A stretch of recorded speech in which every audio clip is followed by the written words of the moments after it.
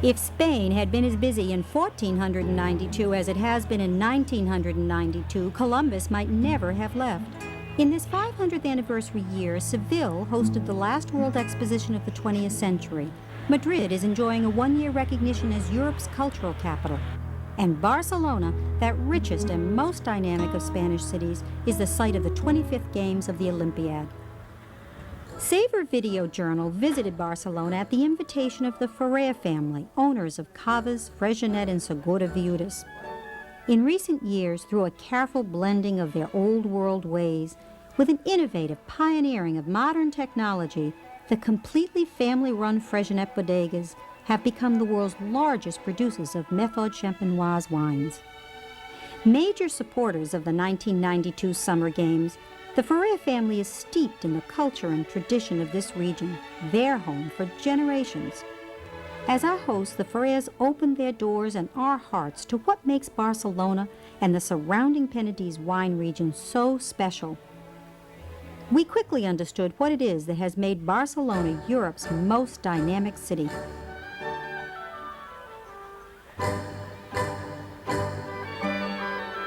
Often referred to as Spain's second city, Barcelona is the third largest port on the Mediterranean Sea and the country's economic and commercial center. The Ferrers are also quick to point to the city's heritage as Spain's center for culture, design, and art. The city has earned that reputation by being home and workplace to such notables as Pablo Casals, Picasso, Joan Miró, Salvador Dali, and Antonio Gaudí. Although it is commonly called Spain's most European city, Barcelona is above all the capital of Catalonia, and the citizens think of themselves as Catalans first and Spaniards second. There was a Catalonia before there was a Spain, and the fierce pride the Catalans feel is evidenced in the fact that they have their own language, their own flag, their own cuisine and culture. If you arrive in Barcelona on a weekend, you can get an immediate sense of that Catalan pride when the citizens gather to perform the charming Catalan folk dance, the Sardana.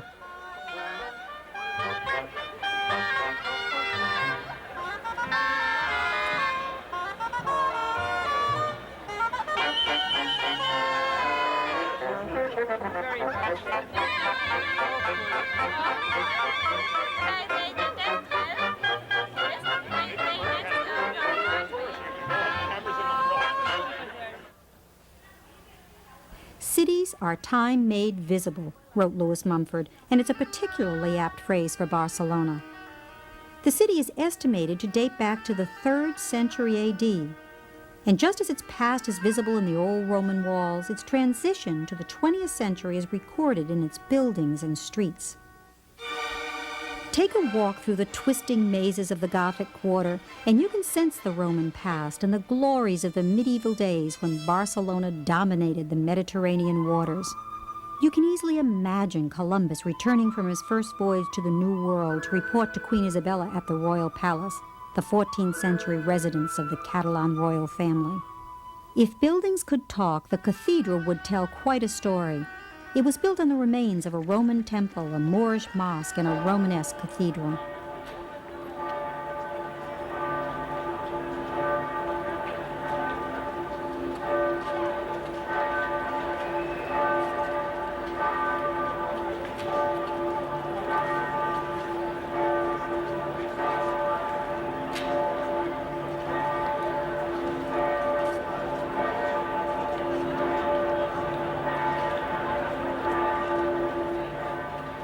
But this old city within the new city is not a monument. The barrio is a bustling neighborhood with shops and bakeries, restaurants, and what seems to be the constant activity of its citizens. Barcelona's visual splendor did not end with the 15th century. It marched boldly into the future with such designs as the unique and colorful Las Ramblas, the mile-long, constantly bustling promenade, which Somerset Maugham called the most beautiful street in the world. If you pause at the fountains in Catalonia Square at one end of this seamless promenade, be sure to taste the waters, because tradition has it that you will then one day return to Barcelona. Turn away from Las Ramblas at the fountain, and you enter the area known as the Expansion. which constitutes one of the most lavish European examples of the Art Nouveau period, known in Catalonia as Modernismo. The engineer Serra's 1860 plan for this area was a highly advanced and rational grid design with the corners of the streets softly angled. The elegant appeal of the expansion area is obvious in the sophisticated shops, bars, restaurants, and hotels found along its wide pavements.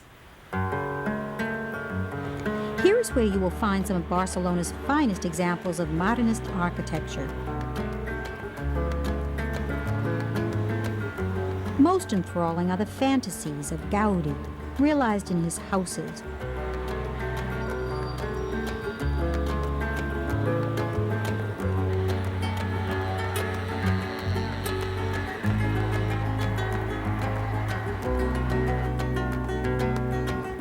His Park Güell,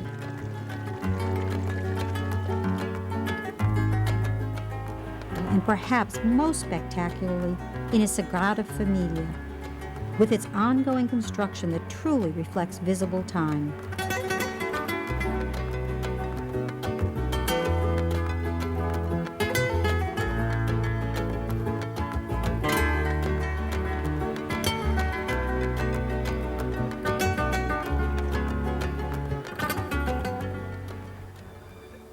The family home, as well as the cellars of Freixenet and Segura Viudas, are located 1 hour outside of Barcelona, in the Penedès region.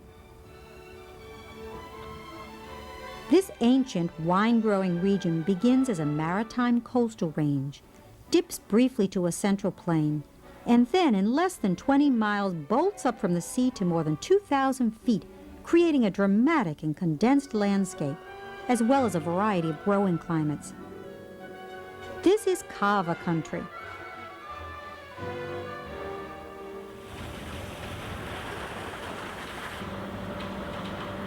The growing conditions, especially in the Ferrer area of Sant Sadurní d'Anoia, are extremely suitable for the cultivation of vineyards. The positioning provides the maximum exposure to sunlight and the necessary amount of rain. The juxtaposition of the old with the new, the need to maintain tradition combined with a fever to experiment, are very much part of the Catalan character.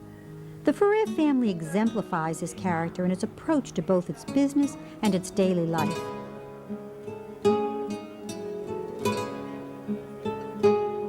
Special tours of Freixenet and Segura Viudas demonstrated the family's respect for their more than century-old winemaking tradition, as well as for the modern technology and progressive business sense that has made them #1 among Spanish exporters of sparkling wines.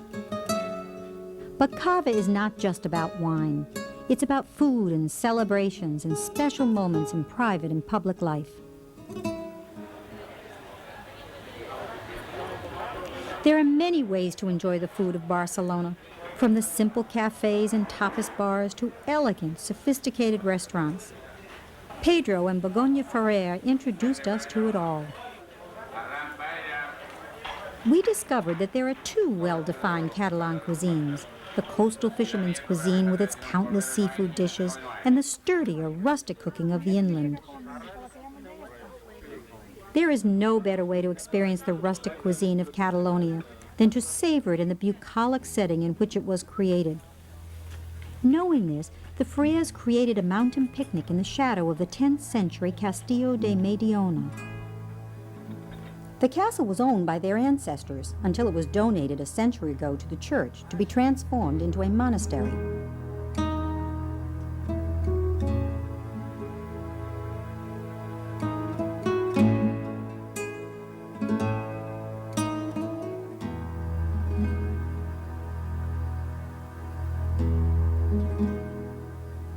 In this idyllic setting, the Ferrers served us such traditional country foods as hand-sliced serrano ham, grilled coarse bread spread with olive oil and the juice of ripe tomatoes, grilled baby lamb ribs, sausages and white beans, and, as we came to realize, a must for any festive celebration, wine.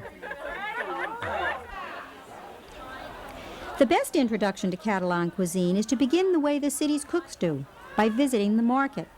Savor asked food writer and cookbook author Sally Schneider to meet us at La Boqueria to give our viewers a tour of this great central market with its hundreds of family-owned stalls. She stipulated that we had to start our day as the people of Barcelona do, at one of the breakfast bars in the market, where the preparations for lunch and dinner were already in progress.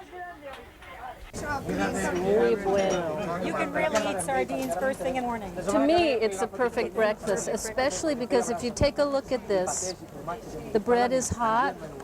It's been rubbed with tomato and olive oil. Big fat sardines are put down it.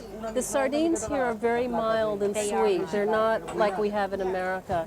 And it's a little bit of protein, which you need with this wonderful, and all the flavors, because it's warm, are released with this. So it's And what do you call that? a flauta. Flauta means flute in Spanish. So el segundo flauta, la segunda flauta.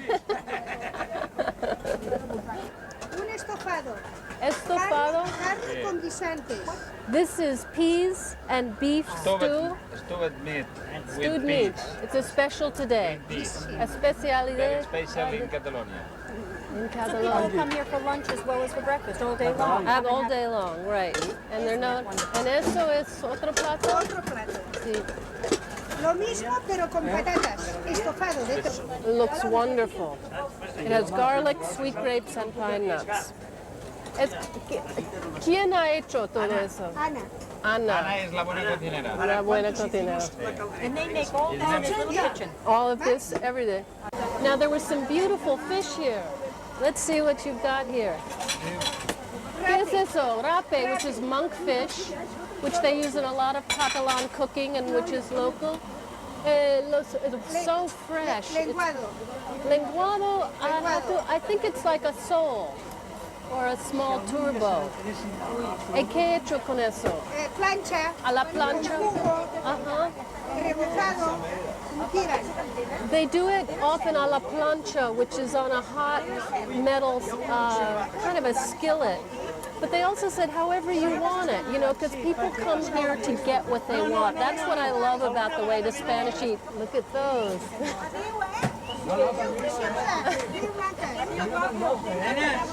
¿Qué hace usted con ellos? Plancha. Con ajo y perejil de aceite. A la plancha with garlic, olive oil, and parsley. The heart of the market is made up of what must be every species of edible fish and crustacean that lives in the nearby waters, and some not so nearby.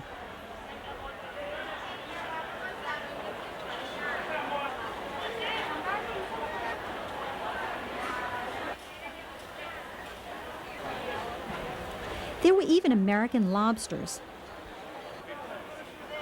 Fishmonger, all of them women, stand at the ready to prepare the fish according to the buyer's needs.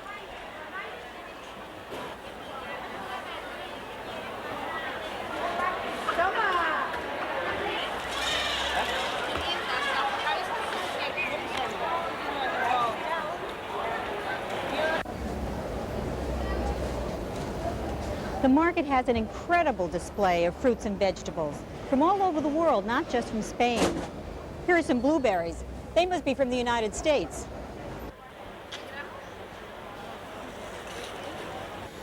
The Catalan cuisine relies on numerous dried staples, and Sally took us to stalls where families have been supplying those basics for generations. We've had the store since the 30s, and even before that, somebody else had. There's a wonderful picture up there of the whole family. This is salted cod that's already been soaked, so you can just take this home and cook it. When cod is properly soaked and then salted, there's no bones in here at all. It's just pure meat, and it looks fresh. And they often treat salt cod like fresh codfish and cook it, but it has a different flavor, but it can often be very delicate. In fact, this looks beautiful. How long does she soak it? How long ¿Por does she... cuánto tiempo desalar Primero está 4 días en agua. 4 días, 4 days in water. Estas olivas son de partes diferentes de España, ¿no? Sí, Todo bueno, eso- tienen su raza, su origen. Sí, yeah, they're all different parts of Spain. And that's another thing that's wonderful. The Spanish olives are so delicious and so diverse. You can see some of them are very dark green, some of them are kind of pink and purple. They have different textures. There's some brown ones, very ripe ones over here. So these are the guindilla. These guindilla, you put a little bit in a romesco, and it's the picante flavor. Caracoles. Caracoles. Ah, bueno, Also, en América no coméis de caracoles, ¿verdad? sí, sí, sí. Sí, que hemos ¿Cómo caracoles. se preparan las caracoles? They make snails with the guindilla. And these peppers are the ñora. This is classic for the Porta el romesco. pebre vermell natural al pot, que li ensenyarem. These are, I've always read about, when you make a real romesco, you use a These are ñora. beautiful codfish. It's beautiful. These are for chorizo, but he says they're very similar in flavor, so I'm just going to get the ñoras because I can get, these look like anchos, I can get them in America, but these I want to take back with me. What you need for romesco are their basic ingredients. The quantities vary, however. There's Catalan food writers have written ad infinitum about a romesco because it's one of the greatest sauces. You'll need the ñora chilies, which we're going to buy. The guindillas, the ñoras are sweet, the guindillas are a little spicy, so that's a question of taste. These are the sort of the base of it. You need garlic, almonds, which I think you could probably buy them toasted or you toast them at home. They're peeled almonds that you'll pound in a mortar and pesto.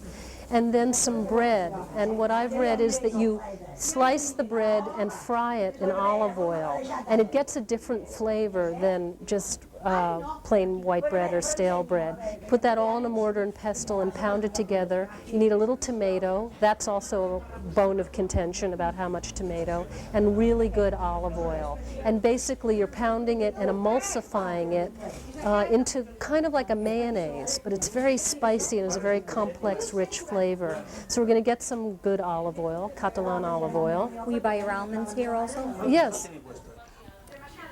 Along with our supply of sea salt and dried peppers, we get personal cooking tips on everything from preparing bacala to making the perfect romesco, that indispensable Catalan sauce of ground almonds, garlic, and dried sweet peppers that the Spanish use not only as a dipping sauce, but as a marinade and seasoning in a number of recipes. Getting an overview of the basic ingredients prepares one to dine well in Barcelona, and the choices are many. There are over 10,000 eating establishments in the city, but wherever you choose, be sure to go late because the Spanish consider 2 o'clock in the afternoon or 10 o'clock in the evening to be the perfect dining hours. There's nothing quite like the nightlife of Barcelona.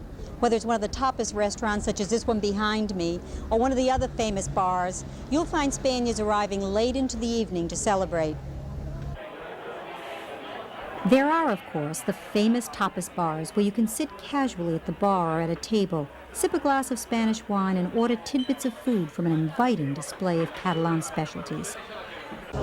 Tortilla de patatas con cebolla, tortilla de patatas y calabacín, croquetas de jamón y pollo, ensaladilla de arroz con jamón, pollo, pepinillo, alcaparras y zanahoria, calamares a la romana. The Spanish often make a meal of these appetizers. And to make the dining more festive, they share a bottle of cava. There are simple, casual restaurants often tucked into the narrow streets of the old quarters, where the appetizers, called entrees in Spain, are a straightforward presentation of the best from the market. The seafood ragu, called zazuela, and the classic rice paella are always on the menu.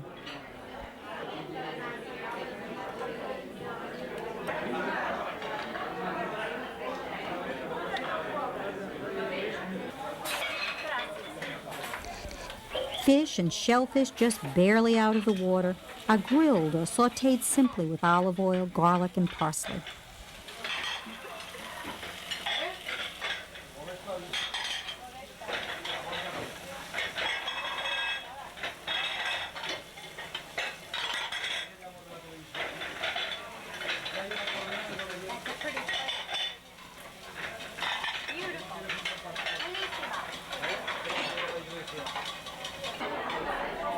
There is no lack of drama in these restaurants.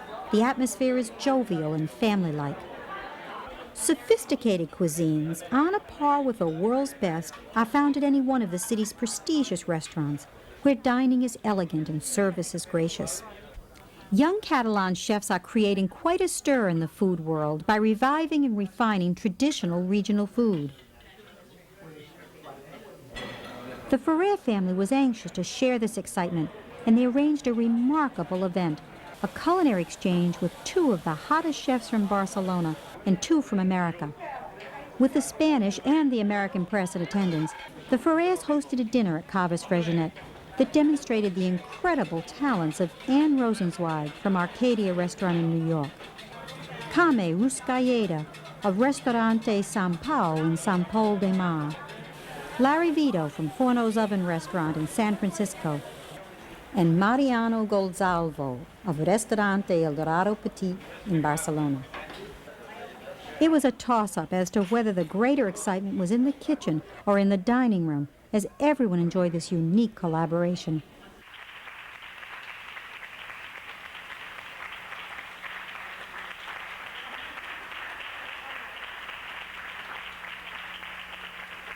We were so busy in the kitchen, but we spent a little bit of time sort of peeking at each other's dishes. And one dish was a very modern sort of Catalan dish. So it was interesting to see what modern cuisine is like, which is more what I do in New York. And one chef did a sort of older kind of dish. And that was very interesting to see the technique and to see he used earthenware containers and things like that. To see all that was very interesting. One of the fun things about cooking in a foreign country is there's always a difference in translation. So some of the equipment, I thought there was a grill, but their idea of a grill was a griddle. So I kind of developed a whole new technique, but that's part of the fun of doing these events. There were a few problems, but nothing insurmountable. I've done this many times before. I've done promotions in Mexico City, in Singapore, and all over the United States. As this very special week-long visit came to an end, we realized what an important insight the Ferrers had given us to their world. It is a world that splendidly incorporates its age-old history into its modern life. So relish the sights, savor the food, and raise a glass of cava to the joys of Spain.